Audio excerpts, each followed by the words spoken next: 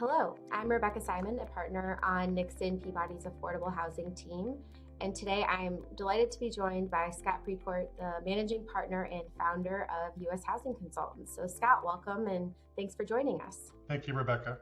So US Housing Consultants helps their clients navigate affordable housing compliance. His team has collaborated with HUD recently to revamp the physical inspection protocols for multifamily properties, which we all now know as NSPIRE. For those who may not be familiar, Scott, can you give a kind of brief overview of what the NSPIRE program is and what HUD is trying to accomplish? So the NSPIRE inspection protocols were an attempt to streamline the inspection to have a greater focus on building code and safety standards as opposed to more arbitrary and subjective standards of like operational quality. The previous inspections paid a lot of attention to condition and appearance and sort of aesthetics of a property, which were very subjective. And with NSPIRE, they wanted to sort of streamline the inspection standards to something that are much more focused on safety standards that aligned with building protocols like life safety standards and electrical codes and building codes in general, to have one centralized standard across all assisted housing. I think Congress asked, why is it that we can't be told that the standard for safety at this funding program and this funding program be exactly the same? So when we say that this apartment that is funded by HUD is safe, that it's all based upon the same exact metric always. So we've seen about a year's worth of NSPIRE inspections across the country now, a little bit more than that. And from my perspective, we've seen a very mixed bag of reactions from property owners, management companies, and the PBCAs who are, helping to facilitate, these inspections.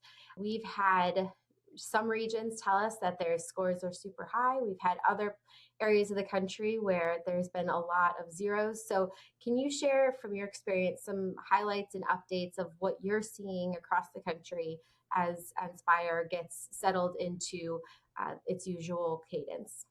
So the two main sort of streams of issues as it relates to NSPIRE related to two different concepts. One being that the standards themselves are very different.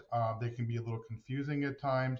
And for people who weren't really paying attention to the new standards as they were introduced by HUD, there's just general confusion about what they're supposed to do in preparing for an inspection and then just generally in managing a property. And then the second part is the actual execution of the inspections by REAC, which have been very uneven. Some of the inspectors were poorly trained. Some of the inspections themselves were not conducted according to the new standards.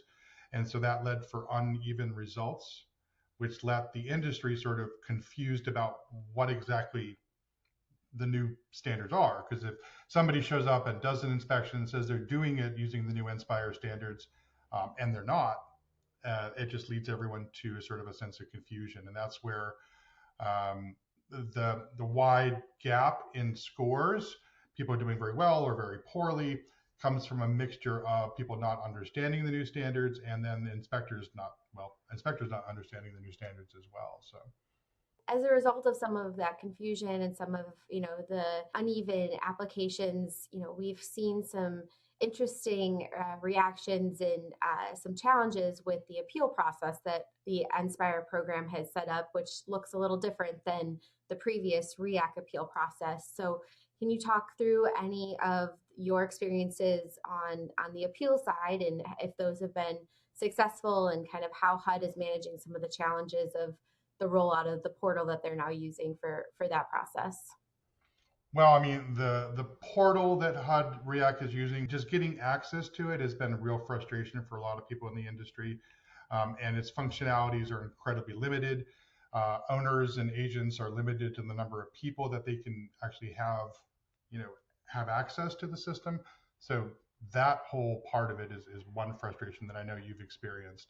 The NSPIRE standards themselves are more transactional in nature. So that by that I mean like that they're much more about there's a specific issue at this specific location and this is what the specific issue is. And there's fewer words involved. So a creating an appeal has been easier in the sense that we know exactly that they're talking about, this crack in this wall at this section of the building, and we're able to address it, specifically, whereas before they would say something to the effect of, 20% of the building is affected, but they wouldn't tell you where. And so it was sort of, a little mushy. So now with NSPIRE having these very sort of specific line by line transactional deficiencies, it's made the appeals process easier, but also made it easier for HUD to say no too, because they just simply that this isn't exactly what we're talking about, or all you're doing is proving that there's a problem, which I think is what we hear mostly. We've also seen some challenges with differences between the NSPIRE protocols and local code enforcement. Can you talk to those differences and how you've seen kind of HUD react and adapt to those challenges? I mean, HUD React will say that they're very intent on paying attention to local code variances, but what we've seen in the forms of appeals is that since there's no standard for what documentation is required to get these approved in an appeal, it becomes very sort of cloudy as what the owner agent is supposed to provide to show that the property is meeting the local code and therefore should be considered compliant, versus the NSPIRE code. So there's not a lot of specifics about when and if that variance is going to be accepted. If you were to say that we're meeting the local code on this electrical standard, HUD has no specific guidance on saying that that's okay, that you're meeting a lesser standard. They're basically saying that you should meet the NSPIRE standard regardless of local code issues. Where is their focus this year in terms of what they're working on, what we can expect from the REACT staff, the NSPIRE protocols, and how can people best start to prepare for these inspections this year?